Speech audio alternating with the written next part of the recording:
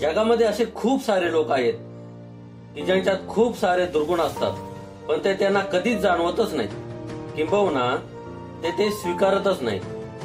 त्यांना माहित असले की त्यांच्यामध्ये ते कमी आहेत, त्या चुका त्यांच्यामध्ये आहेत, ते चांगले गुण त्यांच्यामध्ये नाहीत, पण अहंकार आणि दिखाव्यामुळे ते समोरच्याला सांगू शकत नाही आणि ते स्वीकारू पण शकत नाही. त्यामुळे सर्वप्रथम दिखाव्याच्या दुनियेला सोडा, बनावटी दुनियेला दूर हटवा. जेव्हा या दोन्ही गोष्टी सोडून द्याल तेव्हा तुमचं मन स्वच्छ आणि निर्मळ होईल. जितकं तुमचं मन साफ होईल ना, तेवढेच लोक तुमच्या संपर्कात येतील. कपटी मन झाल्यास कपटी माणसेच तुमच्या संपर्कात येतील. नमस्कार मित्रांनो, घे भरारी या मराठी युट्यूब चॅनलवरती तुमच्या सर्वांचे मनापासून स्वागत करतो. आजचा विषय आहे आपला जीवनात दिखावा केल्यापासून कसं दूर राहायचं हे आज आपण पाहूया. जीवनात दिखावा केल्याचे तोटे काय आहेत आणि ते कसे होतात हे आज आपण या व्हिडिओमधून समजून घेऊया. दिखावा करणाऱ्या लोकांना दोन बाजूने पाहू शकतो. एक असे की ज्याच्याकडे धन संपत्ती दौलत सर्व काय असतात म्हणून ते दिखावा करतात, स्वतःचा मोठेपणा दुसऱ्यांना दाखवण्याचा प्रयत्न करतात. आणि दुसरे असे लोक असतात ज्यांच्याकडे काहीच नसते, दाखवायलाच काहीच नसते, धन संपत्ती पण नसते. सांगायचा अर्थ असा की ज्यांच्याकडे असं कोणताच गुण नसतो की लोक त्यांची प्रशंसा करतील, त्यांची स्तुती करतील, म्हणून ते खोटं बोलून का होईना दुसऱ्यांकडून आपली प्रशंसा करायला भाग पडतात. ते दिखावा करतात काही असल्याचा, परंतु त्यांच्यापाशी काहीच नसतं. जे लोक धन पैसा यामुळे दिखावा करतात ना, ते अहंकाराचे शिकार बनतात. त्यांच्यात अहंकार टिच्चून भरलेला जातो. त्यांचा स्वतःला समजत पण नाही. हळूहळू तो अहंकार त्यांच्या जीवनाचा आनंद हिरावून घेतो. आणि बरेच लोक त्यांच्याकडे काहीच नसताना दिखावा करतात ना, ते जीवनात दुःखी असतात. कारण अशा लोकांचे खरेपण काय आहे हे कधी ना कधी लोकांना बाहेर कळतच, ते बाहेर पडतच. म्हणून त्यांच्यावर कोणीच विश्वास ठेवत नाही. या जगात कोणी त्यांचं स्वतःच होत नाही. त्यांचे घरचे देखील त्यांच्यावर भरोसा करत नाही. कारण त्यांची दिखाऊपणाची सवय ना त्यांना त्यांच्या नजरेत खाली मान घालायला भाग पाडते.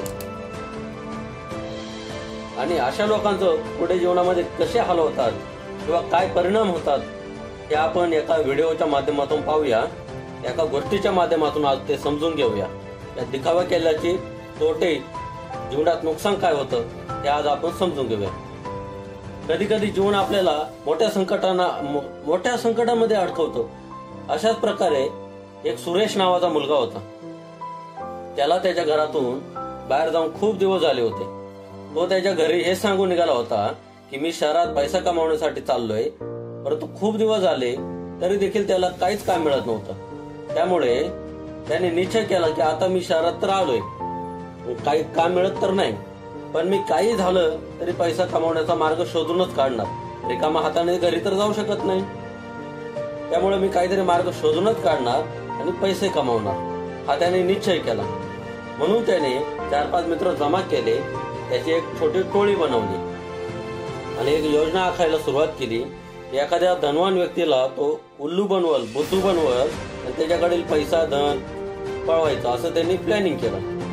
छल कपट खोटा मार्ग अवलंबून त्याने काम करू लागला. योजना बनवली, पण शिकार शोधायची कशी हा प्रश्न होता. एका ठिकाणी गेले तिथे मोठे मोठे श्रीमंत लोक येतात. त्या ठिकाणी बरेच मोठे श्रीमंत लोक जुगार खेळण्यासाठी, पत्ते खेळण्यासाठी त्यांचा अड्डा होता आणि ती प्रोफेशनल जागा होती. त्या ठिकाणी ते येत होते. मग त्यांनी एक प्लॅनिंग केलं. त्यामुळे राजेश हा राजा समजायला जाणार होता. प्लॅनिंग मध्ये त्यांनी राजेशला राजा बनवलं आणि 2 सतीदार त्यांचे अंगरक्षक असल्याचे नाटक करणार होते. फक्त राजेशच नाही तर अजून एक त्यांचा साथीदार दुसरा राजा असल्याचा दिखावा करणार होता. त्यांची काय योजना होती ते तुम्हाला पुढे समजेलच. दुसऱ्या दिवशी पहाटे पहाटे सर्वजण आपल्या ठरलेल्या पात्राप्रमाणे त्यांचे वेशभूषा करून आले, कपडे घालून आले. जिथे धनवान आणि श्रीमंत लोक येतात ना जुगार खेळण्यासाठी, त्या ठिकाणी राजेश त्याच्या जागेवर एका नगराचा महाराजा बनून पोहोचला आणि मागे त्याचे अंगरक्षक, त्याचे मित्र त्याचे अंगरक्षक म्हणून चालत होते. हे पाहून सर्व श्रीमंत लोक त्यांच्याकडे आश्चर्याने बघत होते, कारण राजेश त्या सर्वांमध्ये खूप वेगळा दिसत होता आणि श्रीमंत वाटत होता. त्याची वेशभूषा खूप आकर्षक वाटत होती, किमती वाटत होती. काही वेळ गेला आणि राजेश अशा ठिकाणी एका बसला ना, त्या ठिकाणी खास माणसं बसत होती. खास मोठमोठी श्रीमंत माणसं त्या ठिकाणी बसत होती. अशा ठिकाणी राजेश, राजा बनलेला राजे त्या ठिकाणी बसला. त्याचे अंगरक्षक पण त्याच्याजवळ उभे राहिले पाठीमागे. गर्दीमध्ये सर्व लोक एकमेकांना कुजबूज करत होते की हा कोणत्या राज्याचा राजा आहे, कुठल्या प्रदेशाचा, हा कुठल्या महानगराचा राजा आहे म्हणून. आणि त्या गर्दीमध्ये एक राजेशचा पण एक चेला होता. त्याने सर्वांना सांगितलं की हा राजेश एका मोठ्या महानगराचा राजा आहे. सर्वांनी त्याच्यावर बोलण्यावर विश्वास ठेवला बरं का. तेवढ्यात त्या ठिकाणी दुसरा राजा आला. तोच राजाच्या टीम मधलाच एक दुसरा बनलेला राजा त्या ठिकाणी आला. तो राजाच्या मित्रांपैकी बनलेला होता आणि ते दोघे पत्ते खेळायला लागले, जुगार खेळायला लागले. त्यामध्ये राजेश मोठा डाव हरून जातो बरं का. आणि त्याला समोरच्या राजाला एक खूप मोठी रक्कम मोजावी लागणार होती, पण राजेजवळ पैसे नव्हते. म्हणून त्या दोघांमध्ये बाजाबाजी व्हायला लागली, भांडणं व्हायला लागली. राजा सोन्याच्या मोहरा विसरून आल्याचे नाटक करतो, सांगतो त्या समोरच्या राजाला. तो समोरचा राजा बनलेला होता, तो खूप रागवतो, खूप चिडतो. हे पाहून एक व्यक्ती त्याच्याजवळ येते राजेजवळ आणि त्यांना दोघांनाही समजून सांगतो ते असं बोलून चालणार नाही, त्याच्या शिव्या किंवा आरडून ओरडून जमणार नाही. तुम्ही राजे आहेत, तुमचं काम असं आहे, त्यामुळे तुम्ही समज असेल ना समजून घ्या. मग तो व्यक्ती एक त्यांना सुचवतो की त्याच्याकडे 100 सोन्याच्या मोहरा तो राजेशला उसने म्हणून द्यायला तयार होतो आणि तुमचा प्रॉब्लेम मिटून घ्या असं सांगतो. राजेश पण तयार होतो. आपल्या दुसऱ्या राजाला देतो. त्या व्यक्तीला सांगतो की तुमचे खूप आभार आहेत की तुम्ही मला आज वेळेला मदत केली. मी तुमच्या मोहरा तुम्हाला योग्य तो सन्मान देऊन, मान सन्मान देऊन मी परत तुम्हाला ते बक्षीस रूपाने परत मागे करेन. तुम्ही माझ्या राज्यामध्ये कधी पण या, तुमचा खूप आदर आतिथ्य केलं जाईल, तुम्हाला खूप मान दिला जाईल असं राजेश त्याला सांगतो. संध्याकाळ होते, सर्वजण घरी जाण्याच्या तयारीसाठी लागतात. राजेश आणि त्याचे मित्र पण निघून जाण्याच्या तयारीत असतात. आता तिथे थांबणे खूप हानिकारक होते, कारण त्यांनी नाटक रचून त्या एका श्रीमंत माणसापासून सोन्याच्या मोहरा बळकावल्या होत्या.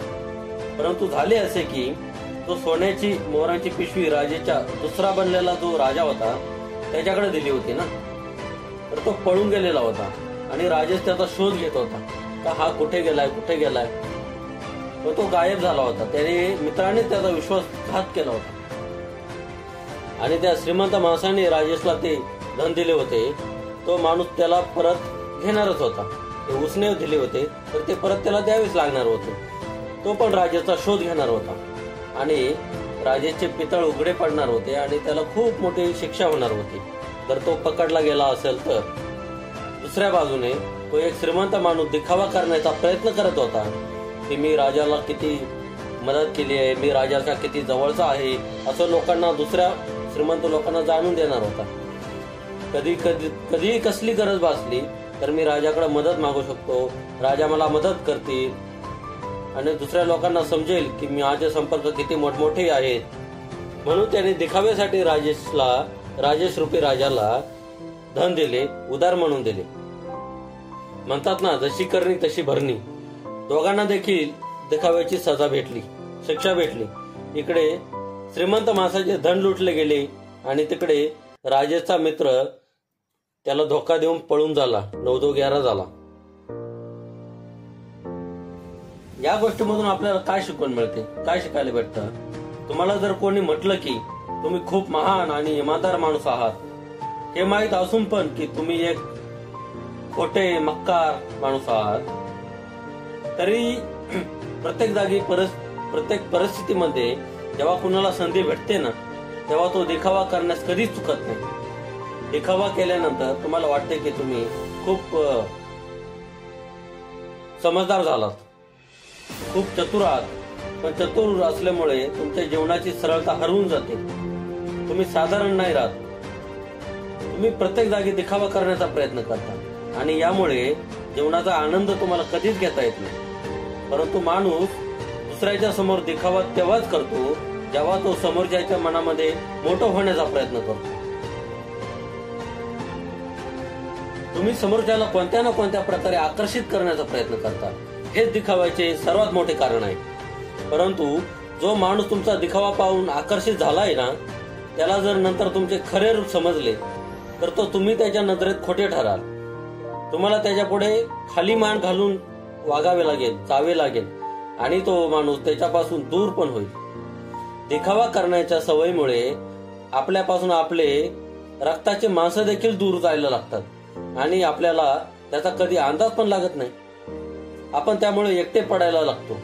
शेवटी आपण पाहतो की आपल्या आसपास कोणीच नाहीये, कोणीच उभं नाहीये ज्याला आपण आपलं म्हणू शकतो, ज्याला मनातली गोष्ट सांगू शकतो.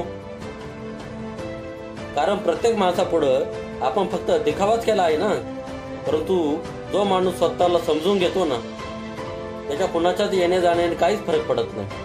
तो तर त्याच्या एकटेपणाचा आनंद घेत असतो. कोणी आलं काय, कोणी गेलं काय, तो कुणाला आकर्षित करण्याचा प्रयत्न करत नाही. त्या भानगडीत तो पडत नाही. त्यामुळे त्याचं जीवन हे सरळ होऊन जातं. तो साधारण माणूस बनतो. जितकं साधारण तुम्ही बनाल ना, तेवढं सरळ तुम्ही मनाची शांती आत्मसात कराल. जीवन एक आहे, पण काही लोक त्या प्रत्यक्षात संघर्षच करत नाही आणि ते लोक मग दिखाव्याचा मार्ग स्वीकारतात. ते जीवनात खऱ्यासोबत जगायला तयारच होत नाही. स्वतःच्या खरेपणाला देखील स्वतः स्वीकारत नाही. असे खूप लोक असतात ज्यांच्यात खूप सारी दुर्गुण असतात, निर्गुण असतात, पण ते त्यांना कधीच जाणवतच नाही. किंबहुना ते स्वीकारत नाही. त्यांना माहित असतं की त्यांच्यामध्ये त्या कमी आहेत, पण अहंकार आणि दिखाव्यापुढे ते हे समोरच्याला सांगू शकत नाहीत. ते स्वीकारू पण शकत नाही. त्यामुळे सर्वप्रथम दिखाव्याच्या दुनियेला सोडा, बनावटीच्या दुनियेला सोडा. या दोन्ही गोष्टी सोडून द्याल तेव्हा तुमचं मन स्वच्छ आणि निर्मळ होईल. जितकं तुमचं मन साफ होईल ना, तेवढेच लोक तुमच्या संपर्कात येतील. कपटी मन झाल्यास कपटी माणसे तुमच्या संपर्कात येतील. आपल्याला तेच लोक जीवनात पुढे भेटतात ज्या पद्धतीचा आपला दृष्टिकोन असतो. जर आपला दृष्टिकोन साफ आहे, शुद्ध आहे, तर आपल्याला शुद्ध लोकच भेटतील ना. आणि जर आपला दृष्टिकोन जर स्वार्थाने कपटाने भरलेला असेल तर त्याच पद्धतीचे लोक आपल्याला पुढे जीवनामध्ये भेटतील. तुम्ही कुणाला धोका दिला तर दुसरे कोणीतरी तुम्हाला धोका देऊन जाईलच ना. हे चक्र कंटिन्यू चालू असतं, सतत चालू असतं. यातून बाहेर येण्याचा एकच मार्ग आहे, कुणाला आकर्षित करण्याचा प्रयत्न करू नका. कुणाशी पण जबरदस्ती खोटे बोलून त्याला खुश करण्याचा प्रयत्न करू नका. फक्त एवढेच एक छोटासा सिद्धांत पाळला तर झूठ भरी बनावटी दुनिया आहे ना, कधी खरी बनेल तुम्हाला समजणार पण नाही. म्हणून जीवनात आनंदी राहायचे असेल तर सर्वप्रथम त्या मुळाला उखडून टाका. फेकून द्या त्या मुळाला. ज्याचे दिखाव्याचे झाड तुम्ही लावून ठेवलंय ना, त्याला फेकून द्या. जर तुम्ही दिखावा करणं सोडून दिलं तर सरळ आहे, खोटं बोलून पण सोडून देईल. खरं बोलण्याची हिंमत आल्यानंतर तुमचं जीवन आपोआप बदलल्याशिवाय राहणार नाही. मित्रांनो, आजच्या व्हिडिओमध्ये तुम्ही काय शिकलात हे कमेंट करून नक्की सांगा. आणि अशाच नवनवीन व्हिडिओसाठी चॅनलला सबस्क्राईब करा. व्हिडिओ आवडला असेल तर